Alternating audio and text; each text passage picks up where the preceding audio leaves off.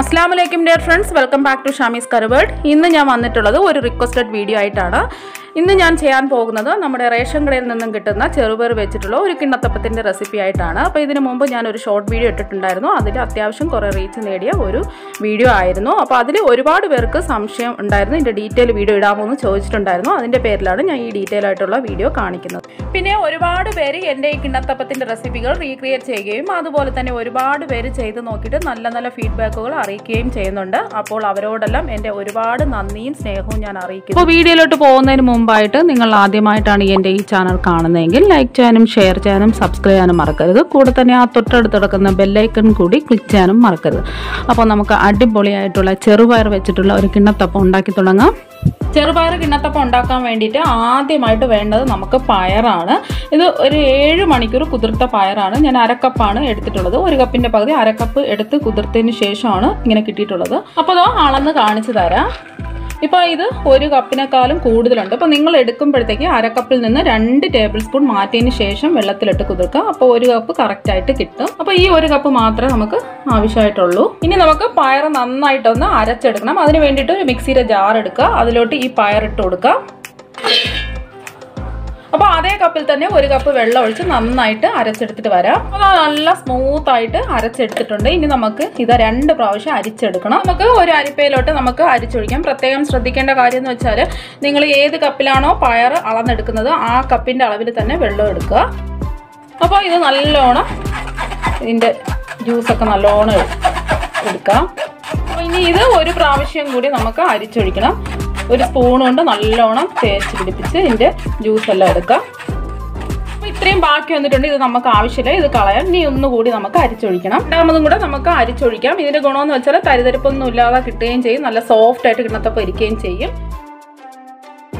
അരിച്ചൊഴിച്ചെടുത്തിട്ടുണ്ട്. ഇനി നമുക്കിത് മാറ്റി വയ്ക്കാം. ഇത് നമുക്കൊന്ന് അളന്ന് നോക്കാം എത്ര ഉണ്ടെന്ന്. എന്നാലേ അതിനനുസരിച്ച് നമുക്ക് തേങ്ങാപ്പാലൊക്കെ ചേർത്ത് കൊടുക്കാൻ പറ്റുള്ളൂ. ഇനി കുറച്ചും കൂടെ ഉണ്ട്. ഞാൻ 1/4 കപ്പിൻ്റെ മെഷർമെൻറ്റ് കപ്പും കൂടി എടുത്തിട്ടുണ്ട്. അതിൽ കൂടെ ഒന്ന് ഒഴിച്ച് നോക്കാം. അപ്പോൾ അത് 1/4 കപ്പ് കറക്റ്റായിട്ട് കിട്ടിയിട്ടുണ്ട്.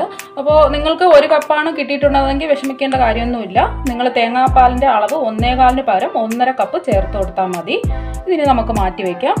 അടുത്ത് നമുക്ക് ആവശ്യം തേങ്ങാപ്പാലാണ്. അതിന് വേണ്ടിയിട്ട് 1.25 കപ്പ് തേങ്ങയാണ് ഞാൻ എടുത്തിട്ടുള്ളത്. അതേ അളവിൽ തന്നെ 1.25 കപ്പ് വെള്ളവും ചേർത്ത് കൊടുക്കാം. 1.25 കപ്പ് വെള്ളം ചേർത്ത് കൊടുക്കാം. അപ്പോൾ ചിലവരുടെ കയ്യിൽ ഫ്രീസറിലാണ് തേങ്ങ ഇരിപ്പുണ്ടെന്നുണ്ടെങ്കിൽ അത് എടുത്തതിന് ശേഷം ഫ്രീസറിൽ നിന്ന് എടുത്തതിന് ശേഷം ഒന്ന് കൈ പൊള്ളാത്ത രീതിയിലുള്ള ചൂടുകളുണ്ടല്ലോ, അപ്പോൾ ആ ചൂടുവെള്ളം 1.25 കപ്പ് എടുത്തതിന് ശേഷം മിക്സിയിലിട്ട് ഒന്ന് അടിച്ചെടുക്കും. ഇനി നമുക്കിതൊന്ന് അടിച്ചെടുത്തിട്ട് വരാം. അപ്പോൾ ഇതാ തേങ്ങ അടിച്ചെടുത്തിട്ടുണ്ട്. ഇനി നമുക്ക് ഒരു അരിപ്പയിലോട്ട് അരിച്ചൊഴിക്കാം. ഇനി ഒരു അരിപ്പയിലോട്ട് അത് അരിച്ചൊഴിക്കാം. ഇത് 2 പ്രാവശ്യം നമുക്ക് അരിച്ചൊഴിക്കണം. നമുക്ക് ഇതിൻ്റെ പാലെല്ലാം നമുക്ക് കൈ വെച്ച് ഇങ്ങനെ പിഴിഞ്ഞെടുക്കാം. അപ്പോൾ 1-ാം പാൽ മാത്രമേ ഞാൻ എടുക്കുന്നുള്ളൂ, 2-ാം പാൽ എടുക്കുന്നില്ല. അപ്പോൾ കഴിഞ്ഞ ഒരു കിണ്ണത്തപ്പത്തിൻ്റെ റെസിപ്പിയിൽ ഒരു സംശയം ഉണ്ടായിരുന്നു, തേങ്ങാപ്പാൽ എടുത്തോ പിരിയുമോ എന്ന്. തേങ്ങാപ്പാൽ ചൂടാക്കിയാൽ പിരിയൊന്നുമില്ല. അപ്പോൾ ധൈര്യമായിട്ട് തേങ്ങാപ്പാൽ എടുക്കാം, കുഴപ്പമൊന്നുമില്ല. അപ്പോൾ അരിച്ച് നമ്മുടെ തേങ്ങയുടെ കൊത്തുക ഇവിടെ എടുത്തിട്ടുണ്ട്. ഇത് കളയേണ്ട ആവശ്യമൊന്നുമില്ല. നമ്മൾ അപ്പത്തിൻ്റെ കൂടെയോ ബ്രേക്ക്ഫാസ്റ്റിൻ്റെ കൂടെയോ കറികളുടെ കൂടെയൊക്കെ തേങ്ങ ഇതിൻ്റെ കൂടെ ചേർത്ത് കൊടുത്താൽ മതി. ഒന്നും കൂടി ഇത് അരിച്ചൊഴിക്കുകയാണ്. ഇതുപോലത്തെ ചായയൊക്കെ അരിക്കുന്ന അരിപ്പുണ്ടല്ലോ, അതിലോട് തന്നെ അരിച്ചൊഴിക്കണം. അല്ലെങ്കിൽ ഇതിൻ്റെ തേങ്ങയുടെ കൊത്തൊക്കെ മറ്റേ സാധാരണ നമ്മൾ നേരത്തെ അരിച്ച അരിപ്പിലാണ് അരിക്കുന്നതെങ്കിൽ ഇതുപോലെ കൊത്ത് കാണും. അപ്പോൾ ഇത് നമുക്ക് മാറ്റാം. അപ്പോൾ നമുക്കിനി അളവ് കപ്പിലൂടെ അളന്ന് നോക്കാം എത്ര ഉണ്ടെന്ന്.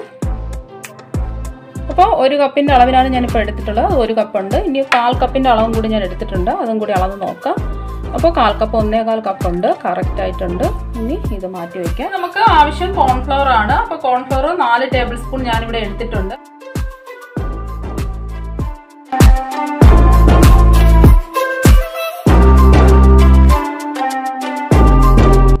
മിക്സ് ചെയ്ത് കൊടുക്കാം. അപ്പോൾ ഒരുപാട് പേരുടെ സംശയമാണ് കോൺഫ്ലോർ നിർബന്ധമാണോ എന്നുള്ളത്. കോൺഫ്ലോർ നിർബന്ധമാണ്. ആ നല്ല പെർഫെക്റ്റ് ആയിട്ടുള്ള കിണ്ണത്തപ്പം കിട്ടണമെന്നുണ്ടെങ്കിൽ ഈ കോൺഫ്ലോർ ചേർത്ത് തന്നെ ചെയ്യുക. പിന്നെ ചോദിച്ചിട്ടുള്ളത് അരിപ്പൊടിയോ ഗോതമ്പ് പൊടിയോ ചേർക്കാമോ എന്നുള്ളത്. അരിപ്പൊടിയോ ഗോതമ്പ് പൊടിയോ ചേർത്താൽ ഒരുപാട് സമയം നമുക്ക് ഇളക്കി കൊടുത്ത് ഒരു അരമണിക്കൂർ കൂടുതൽ ഇളക്കി കൊടുത്ത് അങ്ങനെ ചെയ്യേണ്ടി വരും. പിന്നെ ഉള്ളത് മൈദാമാവ് ചേർത്ത് കൊടുത്താൽ. മൈദാമാവ് ചേർക്കുകയാണെങ്കിൽ റബ്ബർ പോലെ ഇരിക്കും, അത് ചേർത്ത് കൊടുക്കാൻ പാടില്ല. ഇപ്പോൾ ഈ സമയത്ത് നമുക്ക് വേണമെങ്കിൽ ഏലക്കാപ്പൊടിയും ചെറിയ ജീരക ജീരകപ്പൊടിയൊക്കെ ചേർത്ത് കൊടുക്കുക. അതല്ലെങ്കിൽ നമ്മൾ കുറുക്കിയെടുക്കുന്ന സമയത്തും ചേർത്ത് കൊടുത്താലും മതി. ഞാൻ ഇപ്പോൾ ചേർത്ത് കൊടുക്കുകയാണ്. ഇതിലോട്ട് 1/2 സ്പൂൺ ഏലക്കാപ്പൊടി, 1/4 സ്പൂൺ ചെറിയ ജീരകത്തിൻ്റെ പൊടിച്ചതാണ്. പൊടിയല്ല എന്നുണ്ടെങ്കിൽ ചെറിയ ജീരകം ആണെന്നുണ്ടെങ്കിൽ നമ്മൾ പയർ അരച്ചെടുക്കുമല്ലോ, ആ സമയത്ത് ഒരു 1/4 സ്പൂൺ ചെറിയ ജീരകം ചേർത്ത് കൊടുത്താൽ മതി. അതിൻ്റെ കൂടെ ഏലക്കാപ്പൊടി ഇല്ലാന്നുണ്ടെങ്കിൽ ഒരു 3 ഏലക്കയും കൂടെ ചേർത്ത് അരച്ചെടുത്താൽ മതി. ഇനി വേണമെന്നുണ്ടെങ്കിൽ ഒരു നുള്ളു ഉപ്പ് ചേർത്ത് കൊടുക്കാം, ഒരു പിഞ്ച് ഉപ്പ് ചേർത്ത് കൊടുക്കാം. വേണമെങ്കിൽ ചേർത്ത് കൊടുത്താൽ മതി, നിർബന്ധമൊന്നുമില്ല. ഇതെല്ലാം കൂടിയിട്ട് ഒന്ന് മിക്സ് ചെയ്ത് കൊടുക്കാം. അപ്പോൾ മിക്സ് ചെയ്ത് ഇത് നമുക്ക് മാറ്റി വയ്ക്കാം. ഇനി ഞാൻ ഒരു മുട്ട മുഴുവനായിട്ട് എടുത്തിട്ടുണ്ട്. ഇതൊരു സ്പൂൺ വെച്ച് അടിച്ചെടുക്കാം. അപ്പോൾ കുറച്ച് പേര് ചോദിച്ച ഒരു സംശയമായിരുന്നു, മുട്ട അവോയ്ഡ് ചെയ്യാമോ എന്ന്. വെജിറ്റേറിയൻകാർക്ക് വേണ്ടിയിട്ട് മുട്ട അവോയ്ഡ് ചെയ്യാം, കുഴപ്പമൊന്നുമില്ല. അപ്പോൾ ആ കിണ്ണത്തപ്പത്തിൻ്റെ യഥാർത്ഥ ആ ടേസ്റ്റ് ഉണ്ടല്ലോ, അത് കിട്ടണമെങ്കിൽ മുട്ട ചേർത്താൽ മതി. മുട്ട അവോയ്ഡ് ചെയ്താലും കുഴപ്പമൊന്നുമില്ല. ഈ അടിച്ചെടുത്ത മുട്ട ഈ മാറ്റി വെച്ച പയറിൻ്റെ മിക്സ് ഉണ്ടല്ലോ, അതിലോട്ട് ഒഴിച്ച് ഒന്ന് മിക്സ് ചെയ്ത് കൊടുക്കാം. മിക്സ് ചെയ്ത് നമുക്ക് ഇത് മാറ്റി വയ്ക്കാം. ഞാൻ ഒരുപാട് കിണ്ണത്തപ്പത്തിൻ്റെ റെസിപ്പി ഇട്ടിട്ടുണ്ട്, അതിൻ്റെ ലിങ്ക് എല്ലാം ഞാൻ താഴെ കൊടുക്കാം. അപ്പോൾ അതിൽ നിന്നൊക്കെ ഒരുപാട് പേരുടെ സംശയമാണ് കോൺഫ്ലോർ കുട്ടികൾക്ക് കൊടുക്കാമെന്നുള്ളത്. അപ്പോൾ അതായത് ചോളത്തിൻ്റെ പൊടിയാണ്, ഇത് കുഴപ്പമൊന്നുമില്ല. ഇതുപോലെ 1 കിലോ വാങ്ങിച്ചാൽ ഒരുപാട് നാൾ നമുക്ക് യൂസ് ചെയ്യാൻ പറ്റും. അല്ല സാധാരണ ചെറിയ കവറിലെ പാക്കറ്റിലൊക്കെ കിട്ടും, അത് 28 രൂപയൊക്കെ ആവും. അത് ഏകദേശം 1 കപ്പേ കാണത്തുള്ളൂ. അപ്പോൾ 1 കിലോയുടെ ഹോൾസെയിലായിട്ട് നമ്മൾ വാങ്ങുന്നുണ്ടെങ്കിൽ ഇത് 65 രൂപയേ ആകത്തുള്ളൂ. ഉണ്ടല്ലോ, 1 കിലോ പാക്കറ്റ് കുറേ നാൾ നമുക്ക് യൂസ് ചെയ്യാൻ പറ്റും. ഒരു സ്റ്റീലിൻ്റെ പാത്രം എടുത്തതിന് ശേഷം നെയ്യ് തടവി കൊടുക്കുക. ആദ്യമേ അത് ചെയ്തതിന് ശേഷം മാത്രമേ നമ്മൾ കിണ്ണത്തപ്പം ഉണ്ടാക്കി തുടങ്ങാവൂ. അല്ലെങ്കിൽ ഇത് നമ്മൾ കിണ്ണത്തപ്പം ഉണ്ടാക്കിയെടുത്തതിന് ശേഷം ഇതുപോലെ നെയ്യ് തടവിക്കൊണ്ടിരുന്നാൽ പെട്ടെന്ന് സെറ്റായി പോവും. ഇനി നമുക്ക് ഇതിൽ വേണമെങ്കിൽ കശുവണ്ടിയോ മുന്തിരിയോ ഒക്കെ ചേർത്ത് ഡെക്കറേറ്റ് ചെയ്ത് കൊടുക്കാം. ഞാനിവിടെ അണ്ടിപ്പരിപ്പ് എടുത്ത് ഡെക്കറേറ്റ് ചെയ്ത് വെച്ചിട്ടുണ്ട്. നിങ്ങളുടെ കയ്യിൽ അണ്ടിപ്പരിപ്പ് ഇല്ലാന്നുണ്ടെങ്കിൽ കിസ്മിസ് എടുത്താലും മതി. രണ്ടും ഇല്ലെങ്കിലും കുഴപ്പമൊന്നുമില്ല, പ്ലെയിൻ ആയിട്ട് എടുത്താലും. അതേ സമയം തന്നെ നമ്മുടെ 1/2 കപ്പ് പഞ്ചസാര എടുത്ത് വയ്ക്കുക. 1/2 കപ്പ് പോരാ എന്നുണ്ടെങ്കിൽ മധുരം കുറവാണെന്ന് തോന്നുകയാണെങ്കിൽ 2 ടേബിൾ സ്പൂൺ കൂടി ചേർത്ത് കൊടുക്കാം. ഞാനിവിടെ 1/2 കപ്പാണ് എടുത്തിട്ടുള്ളത്. അതുപോലെ തന്നെ 1 ടേബിൾ സ്പൂൺ നെയ്യും കൂടി എടുത്ത് മാറ്റി വയ്ക്കുക. ഈ സമയം നമ്മൾ പഞ്ചസാരയും നെയ്യും ഒക്കെ തപ്പാൻ പോയാൽ ഇത് അടുക്കി പിടിക്കും, അത് പേരിലാണ്. അപ്പോൾ ഞാനിവിടെ ഒരു കടായി എടുത്തിട്ടുണ്ട്. നിങ്ങളുടെ കയ്യിൽ നോൺ സ്റ്റിക്ക് കടായി ഇല്ല എന്നുണ്ടെങ്കിൽ അടി കട്ടിയുള്ള ഒരു പാത്രം എടുക്കുക. ഞാൻ ഫ്ലെയിം കത്തിച്ച് കൊടുത്തിട്ടില്ല. അപ്പോൾ ഇനി നമ്മുടെ പയറിൻ്റെ മിക്സും മുട്ടയും കൂടെ ചേർത്ത മിക്സ് ഇതിലോട്ട് ഒഴിച്ച് കൊടുത്തതിന് ശേഷം മാത്രമേ ഫ്ലെയിം കത്തിച്ച് കൊടുക്കാൻ പാടുള്ളൂ. കൊണ്ടേയിരിക്കുക. ഫ്ലെയിം കത്തിച്ച് കൊടുത്തിട്ടുണ്ട്, മീഡിയം ഫ്ലെയിമാണ് ഞാൻ വെച്ച് കൊടുത്തിട്ടുള്ളത്. നിങ്ങൾക്ക് ഈ സമയത്ത് വേണമെന്നുണ്ടെങ്കിൽ ഫുഡ് കളർ ചേർത്ത് കൊടുക്കാം, ഒരു തുള്ളി പച്ച കളർ ചേർത്ത് കൊടുത്താൽ മതി. അപ്പോൾ വേണമെന്നൊരു നിർബന്ധവും ഇല്ല, ഇളക്കിക്കൊണ്ടേ ഇരിക്കുക. ഒരു 3 മിനിറ്റ് ഇതിൻ്റെ ഒരു പച്ചക്കുത്തലൊക്കെ ഉണ്ടല്ലോ, പയറിൻ്റെ പച്ചക്കുത്തൽ, ആ മുട്ടയുടെയും പച്ചക്കുത്തലൊക്കെ മാറാൻ വേണ്ടിയിട്ടാണ് ഞാൻ ഈ 3 മിനിറ്റ് ഇങ്ങനെ ഇളക്കിക്കൊണ്ടേ ഇരിക്കുന്നത്.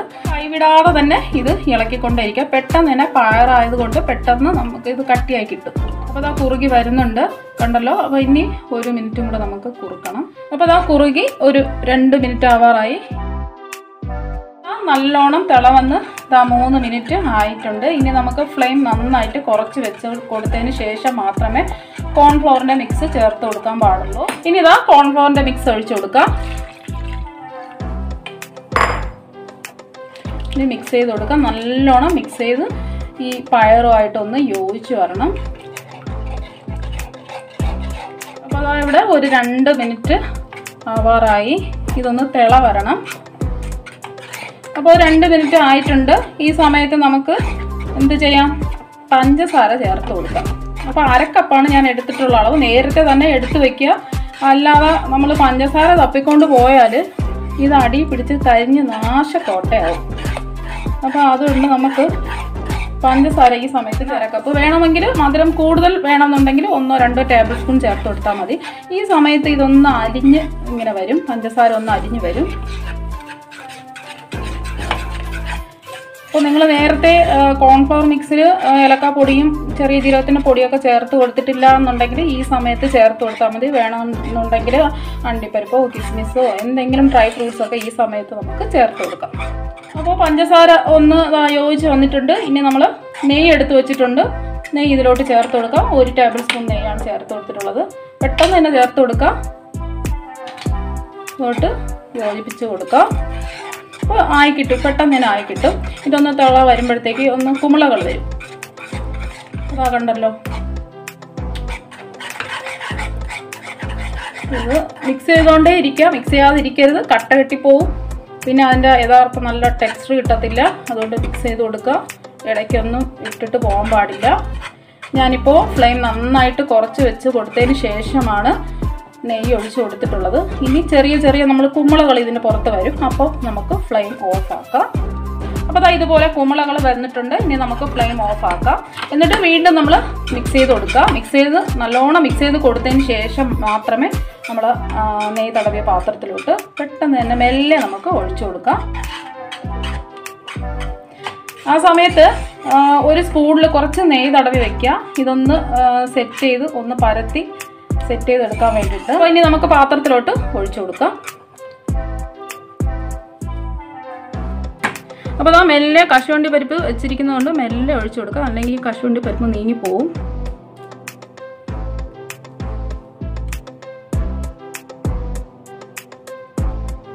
ചിലവിധ ഒരു സ്പൂണിൽ വെച്ചിട്ടുണ്ട്. അതൊന്ന് തേച്ച് പിടിപ്പിച്ച് ഒന്ന് സെറ്റ് ചെയ്തെടുക്കാം. ഇത്രയേ ഉള്ളൂ സംഭവം. ഇനി നമുക്ക് തണുത്തതിന് ശേഷം കട്ട് ചെയ്തെടുക്കാം. കിണ്ണത്തപ്പം ഇവിടെ തണുത്ത് വന്നിട്ടുണ്ട്. ഇനി നമുക്ക് സൈഡൊന്ന് വിടിയിച്ച് കൊടുക്കാം. അപ്പോൾ തൊടുമ്പോൾ തന്നെ നല്ല സോഫ്റ്റ് ആണ്. ഇനി ഒരു പ്ലേറ്റ് വെച്ചതിന് ശേഷം ഇത് കമഴ്ത്തി ഇട്ട് കൊടുക്കാം.